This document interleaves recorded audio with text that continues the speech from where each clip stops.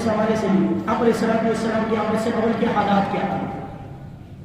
حدیث میں آتا ہے ایک جب آپ صلی اللہ علیہ وسلم تشریف فرمائے، مشکاۃ شریف کی روایت ہے، ایک صحابی حضرت ام سلمہ رضی اللہ عنہ حضور کی ابھی تشریف فرما تھی، خاتون آئی مسئلہ پوچھنے کے لیے با پردہ، کیا لگی یا رسول اللہ صلی اللہ علیہ وسلم میری بیوی میری بیٹی بیوہ ہو گئی، بیٹی کا شوہر میرا داماد فوت ہو گیا ہے، اور آپ نے حکم دیا جب کسی کا شوہر فوت ہو جائے تو بیوی پر لازم ہے کہ وہ 4 ماہ 10 دن گھر میں گزارے، زیب و زینت نہیں کرے کہ عدت گزارے گی، سوگ منائے گی گھر میں، زیب و زینت نہیں کر سکتی. کیا سرما لگا سکتی ہے یہ نہیں؟ سوال پوچھا، سرما لگا سکتی ہے یہ نہیں؟ آپ علیہ السلام فرمایا نہیں لگا سکتی. سرما زیب و زینت میں آتا ہے، خوبصورتی میک اپ میں آتا ہے، یہ نہیں کر سکتی. انہوں نے پھر پوچھا، تیسری دفعہ پھر پوچھا. اب ان کی چاہت یہ تھی کہ شاید مجھے اجازت مل جائے، گنجائش مل جائے. آپ علیہ السلام نے فرمایا بڑے شفیقانہ انداز میں، فرمایا میری صحابیہ کیا آپ وہ وقت بھول گئی ہیں جب میرے آنے سے پہلے جاہلیت کے حالات کیا تھے، حضور کی آمد سے قبل میں اس کی جھلک دکھانے لگا. فرمایا میرے آنے سے پہلے جو عورتوں کے عدت گزارنے کا طریقہ تھا وہ بھول گئی، وہ کتنا سخت تھا. میں نے تو صرف 4 ماہ 10 دن پابندی لگائی ہے کہ آنکھوں میں سرما نہیں ڈالنا، میک اپ نہیں کرنا، گھر میں باقی سارے کام کر سکتی ہیں. صرف چھوٹی سی پابندی ہے، آپ کے لیے یہ بھی مشکل ہو رہی ہے. میرے آنے سے پہلے کے حالات کیا تھے بھول گئی ہیں. حدیث میں لفظ آتے ہیں کہ تم میں سے جب کسی خاتون نے عدت گزارنی ہوتی تھی اس وقت تک اس کی عدت نہیں گزرتی تھی جب تک وہ مہنگلیاں نہ پھینک دے. یہ حدیث میں لفظ آتا ہے. اب محدثین نے اس کی جو پورا واقعہ اس کے پیچھے تشریح کیا، بس وہ سن لیجیے.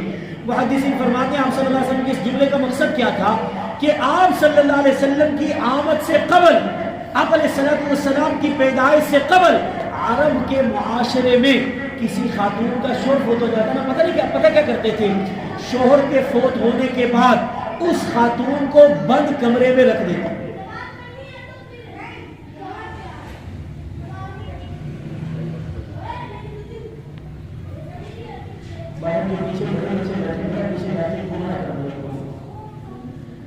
آپ علیہ السلام کی آمد سے قبل کسی خاتون کا شوہر فوت ہو جاتا ہے، اس کے ساتھ کیا معاملہ ہوتا تھا؟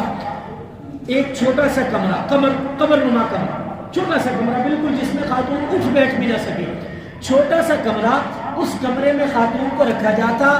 جو کمرے کا دروازہ ہوتا تھا اسے بھی بند کر دیا جاتا، تالے کے بعد اس کے اوپر لپائی، بالکل اس کو کلوز کر دیا جاتا. چھوٹا سا سوراخ چھوڑا جاتا، اس سوراخ میں سے چھوٹا سا جو درج ہوتی دروازے کے نیچے جو سوراخ ہوتا، ایسا برتن جس میں کتے کو کھانا دیا جاتا ہے اس برتن میں کھانا ڈال کے خاتون کو اندر بھیج دیا جاتا. ایک پورا سال خاتون نے اس بند کمرے میں گزارنا ہوتا، باہر آنے کی اجازت نہیں.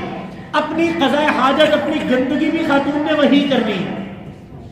ساری زندگی پورے 1 سال اس خاتون نے ایک کپڑے جوڑے ہوئے، کھانا بھی وہی، ہگنا موتنا بھی وہی، سارا کچھ وہی. 1 سال تک خاتون اندر ہے. اور آپ کے پتہ نہیں علم میں ہے کہ نہیں، یہ جو انسانی فضلہ، انسانی گندگی ہوتی ہے نا، اتنا سخت زہر ہے. سائنسدانوں سے آپ کسی سے پوچھیں، جو انسانی گندگی ہے اگر یہ کچھ عرصے تک پڑی رہے، اتنا گندا زہر ہے کہ جس سے انسان کی ڈیتھ تک واقع ہو جائے. آپ نے سنا نہیں؟ وہ جی فلاں بچے نے ماں کے پیٹ کے اندر ہی پخانہ کر دیا، اب وہ جلدی سے ڈاکٹر آپریشن کر رہے ہیں کہ بچہ فوت ہی نہ ہو جائے، اس کے منہ میں چلا گیا تو بچہ مر جائے گا. اتنا یہ زہریلا مواد ہوتا. وہ خاتون 1 سال تک اس گندگی کے اندر لتھڑی رہے، 1 سال تک. اتنی جاہلیت کا دور. اور صرف یہی نہیں، سال گزرنے کے بعد وہ عرب کے لوگ کسی جانور یا پرندے کو، کبوتر کو، مرغے کو، اس طرح کے کسی جانور یا پرندے کو لیتے اور اسے اس کمرے کے اندر داخل کرتے، سوراخ کر کے اس کے اندر داخل کرتے. وہ جانور اگر اندر کی گندگی، اندر کی بدبو، اندر کے زہریلے مواد کی وجہ سے جب تک مر نہیں جاتا تھا وہ سمجھتے تھے ابھی تک عدت پوری نہیں ہوئی. اگر اندر کے گندے زہریلے مواد سے وہ جانور سانس گھٹ کے مر جاتا، کہتے ہاں اب عدت پوری ہوئی. اور ابھی بھی بس نہیں ہوئی، دروازہ کھول کے گندگی میں، بدبو میں لتھڑی ہوئی اس عورت کو اٹھاتے، ایک گدھے پر بٹھاتے منہ کالا، اور اس کے گدھے پر اس کا رخ عورت کا گدھے کی دم کی طرف ہوتا. اس کے ہاتھ میں ایک ٹوکرا دیتے جس میں بکری یا اونٹ کی مینگنیاں ہوتی. اس عورت کو کہتے, گدھے کو دوڑاتے, عورت بیٹھی ہے گدھے پر, گدھا دوڑ رہا ہے, عورت نے ٹوکرا پکڑا ہوا ہے مینگنیوں کا, ایک ایک مینگنی کر کے وہ گراتی, پیچھے عورت گراتی جاتی, اور پیچھے پیچھے محلے کے اوباش نوجوان بچے وہ پیچھے آوازیں کستے, اس کے منہ پر چہرے پر تھوکے پھینکتے, اور جب اس کی مینگنیاں ختم ہوتی, ٹوکرا خالی ہوتا, تب کہتے کہ ہاں اب عدت اس کی زبردست قسم کی مکمل ہو. حضور علیہ الصلوۃ والسلام نے اس واقعے کی طرف اشارہ کر کے فرمایا, اور میری صحابیہ کیا وہ واقعہ بھول گئی؟ میرے آنے سے پہلے تمہیں لوگ انسان سمجھنے کے لیے تیار نہیں. جاہلیت کا ایسا دور تھا کہ تمہارے لیے انسانوں والے حقوق کوئی نہیں تھے, جانوروں جیسا تم سے سلوک کیا. آج اسلام تمہیں حقوق دیتا ہے, 4 مہینے 10 دن تھوڑی سی پابندی تمہارے لیے وہ بھی مشکل ہو رہی ہے. یہ زمانے جاہلیت کی ایک جھلک میں نے دکھائی ہے, ورنہ آپ مزید اور اس کا مطالعہ کریں آپ کو سمجھ آئے گی. چھوٹی چھوٹی بات پر دوسرے کی بیوی کو اپنا غلام بنا, اپنی باندی بنا لیا جاتا ہے. کسی نے قرضہ لیا, قرضہ واپس نہیں کر پا رہا, اس کے بچوں کو لے کے اپنی کسٹڈی میں, اپنی غلامی میں لے آتے ہیں. غلام پھر جو چاہے ان بچوں سے کروائے, کوئی پوچھنے والا نہیں ہے. چھوٹی سی بات پر اس نے, میرے اونٹ نے اس کے اونٹ سے پہلے باری میرے اونٹ کی تھی پانی پینے کی, اس کے اونٹ نے پانی پی لیا. کیوں؟ اس بات پر جنگ چھڑتی.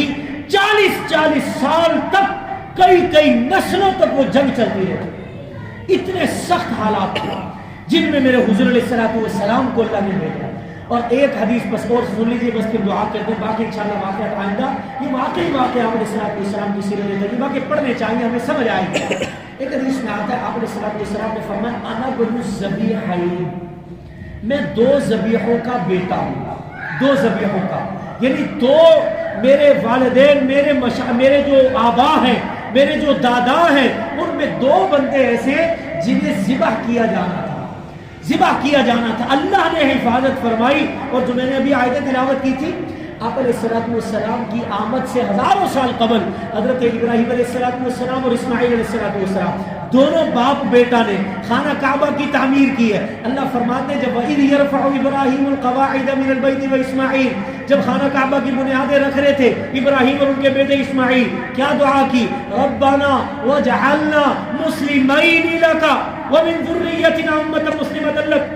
یا اللہ ہم دونوں کو اپنا فرما بردار بنا, ہم دونوں کی نسل میں سے ایسی اولاد عطا فرما. ربنا وابعث فیہم رسولا, جن میں ایک نبی بھی آئے, ایک رسول بھی آئے, جو انسانوں کی ہدایت اور تربیت کا کام کرے. اسی لیے اللہ جل جلالہ ابراہیم علیہ السلام کے 2 بیٹے, ایک کا نام اسماعیل, ایک کا نام اسحاق. حضرت اسحاق کے آگے بیٹے حضرت یعقوب, پھر حضرت یعقوب کے آگے 12 بیٹے جن سے نسل چلی, جنہیں کہا جاتا ہے بنی اسرائیل. بنی اسرائیل کون ہے؟ اسرائیل اصل میں حضرت یعقوب کا نام ہے. یعقوب علیہ السلام کا اصل نام یعقوب نہیں تھا, اصل نام تھا اسرائیل. اور اسرائیل جیسے ہمارے ملک بھی ہے اسرائیل, تو اصل نام ان کا اسرائیل تھا. اسرائیل عبرانی زبان کا لفظ ہے, اس کا معنی ہوتا ہے عبداللہ. عبداللہ جیسے ہم کہتے ہیں اللہ کا بندہ, اللہ کا غلام. یہ اصل میں حضرت یعقوب کا نام تھا. یعقوب کیوں کہا انہیں یعقوب کا لفظ نکلا ہے عقب سے پیچھے, چونکہ حضرت ابراہیم علیہ السلام کی اولاد رہی تھی. یہ اللہ سے دعا مانگتے تھے, یا اللہ مجھے بیٹا دے, میرے بڑھاپے کا سہارا بیٹا دے. اللہ نے ان کی دعا ایسی زبردست قبول کی, اللہ نے فرمایا ہم آپ کو بیٹا دیں گے, اور بیٹے کا نام آپ نے اسحاق رکھنا ہے. ہم صرف یہی نہیں, آپ کی دعا ہم نے اتنی زبردست قبول کی ہے کہ ہم آپ کو ابھی خوشخبری دیتے ہیں, اسحاق کے بعد ہم ایک اور بیٹا اسحاق کو بھی دیں گے, اس کا نام آپ نے یعقوب رکھا. اسحاق علیہ السلام کے بیٹے کی پیدائش کی خوشخبری بھی اللہ نے پہلے دی. اس لیے یعقوب کا لفظی معنی ہے عقب, پیچھے آنے والا, یعنی اسحاق کے بعد آنے کی وجہ سے ان کا نام پڑا تھا یعقوب, ورنہ اصل نام ان کا اسرائیل تھا. ان کے بیٹے 12 بیٹے تھے, جنہیں حضرت یوسف علیہ السلام تھے, کہ یہودا نام کا بیٹا تھا وغیرہ, 12 بیٹے. ان سے بنی اسرائیل کے بیٹے, لفظی معنی بنی اسرائیل کا اسرائیل کے بیٹے, یعنی یعقوب علیہ السلام کی اولاد. جتنے انبیاء آئے پھر انہی کی نسل میں سے, اور آخری نبی ہم سب کے آقا اور مولا صلی اللہ علیہ وسلم کی پیدائش کا فیصلہ اللہ کے علم اور اللہ کی تقدیر کے مطابق حضرت اسحاق کی اولاد میں سے نہیں تھا، بلکہ حضرت اسماعیل کی اولاد میں سے بھیجنے کا اللہ کا فیصلہ ہے۔ باقی سارے نبی حضرت اسحاق کی اولاد میں سے آئے، حضرت اسماعیل کی اولاد میں سے آنے والا یہ ایک اکیلا نبی ساری انبیاء کی جماعت کے اوپر بھاری ہے، اللہ نے ایسا بنا کر بھیجا۔ ایک تو حضرت اسماعیل علیہ السلام کو چونکہ خواب میں دیکھنے کی وجہ سے حضرت ابراہیم علیہ السلام نے ذبح کرنے کا فیصلہ کیا، ذبح نہیں کیا، پھر اللہ کے حکم سے ذبح نہیں ہو سکے، وہ ایک تو ان کی طرف نسبت کرتے ہوئے فرمایا میں ان کا بیٹا ہوں، انا ابن الذبیحین۔ دوسرا آپ صلی اللہ علیہ وسلم کے دادا خواجہ عبد المطلب نے ایک موقع پر یہ قسم کھائی تھی، یہ اللہ سے ایک عہد کیا تھا، یا اللہ اگر آپ نے مجھے 10 بیٹے دیے اور 10 کے 10 جوان ہوئے تو میں ان میں سے ایک بیٹا آپ کے نام پر ذبح کروں گا۔ اور وہ عجیب، میں بھی اس کا تفصیلی واقعہ انشاءاللہ آئندہ عرض کروں گا، آئندہ مجلس میں، عجیب واقعہ رونگٹے کھڑے ہو جاتے ہیں کہ جب پورے مکے میں کوہرام مچ گیا، حضرت عبد المطلب کو خواب میں اشارہ ملا کہ آپ نے منت مانی تھی نا، اس وقت آپ کا ایک بیٹا تھا حارث نام کا، اب اللہ نے 10 بیٹے دے دیے، 10 کے 10 آپ کی زندگی میں جوان ہو گئے، آپ نے منت مانی تھی ایک آپ کے نام پر ذبح کروں، ذبح کرے گا، منت پوری کرو عبد المطلب۔ یہ عبد المطلب کا اصل نام کیا تھا؟ ان کا نام عبد المطلب کیوں پڑا، یہ ایک الگ کہانی ہے، بھی انشاءاللہ آئندہ عرض کروں گا۔ خواجہ عبد المطلب اپنی اس قسم کو پورا کرنے کے لیے تیار ہے، قرعہ ڈالا، نام میرے حضور کے والد کا نکلا، حضرت خواجہ عبداللہ کا نام لکھا، عبد المطلب کے 10 بیٹوں میں سے عبداللہ کا نام نکلا کہ اس کو ذبح کرنا۔ خواجہ عبد المطلب پریشان بھی ہیں، بیٹا چپ کر جائیں، خواجہ عبد المطلب پریشان بھی ہیں، حیران بھی ہیں، اور اس وقت مکے کے اندر کوہرام مچا جب خواجہ عبد المطلب بیٹے کو ذبح کرنے کے لیے خانہ کعبہ میں لے آئے۔ بس ٹھیک ہے، چپ کر دیں، چھوڑ دیں۔ خواجہ عبد المطلب اپنے بیٹے کو ذبح کرنے کے ارادے سے خانہ کعبہ کے اندر لے آتے ہیں، ذبح کرنے کا فیصلہ ہو گیا ہے، ساری برادری اکٹھی ہے، ننیال والوں کو پتہ چلا، خواجہ عبد المطلب کی بیوی کے گھر والے، وہ جو دور دراز علاقے والے تھے، تیر تلواریں لے کر آ گئے، ہمارے بچے کو، ہماری لڑکی کے بچے کو تم ذبح کرتے ہو، ہم اجازت نہیں دیں گے۔ آگے کوہرام مچ گیا، اتنا خوبصورت نوجوان، ابھی 18 سال کی عمر تھی غالباً جب حضرت عبداللہ کا انتقال ہوا علیہ السلام کے والد کا، چھوٹی سی عمر میں دنیا سے چلے گئے تھے، اس سے پہلے کا یہ واقعہ، چھوٹا سا بھی چڑھتی جوانی ہے، ذبح کرنے کا ارادہ، خواجہ عبد المطلب بھی ہتھیار لے آئے ذبح کرنے کے لیے۔ اللہ نے کیسے بچایا، کیا حالات پیش آئے، اور اس سے پہلے اور اس کے بعد کے دیگر حالات کیا تھے، کن حالات میں پھر میرے آقا صلی اللہ علیہ وسلم کی آمد و پیدائش ہوتی ہے، یہ حالات اور واقعات انشاءاللہ آئندہ درس میں عرض کروں گا۔ اللہ مجھے آپ کو بڑے ذوق اور شوق اور محبت کے ساتھ اپنے نبی صلی اللہ علیہ وسلم کی سیرت کو سننے کی بھی توفیق عطا فرمائے، اور اس سیرت سننے کے صدقے میں اللہ ہمارے دلوں میں ان کی محبت پیدا فرمائے، اور قیامت میں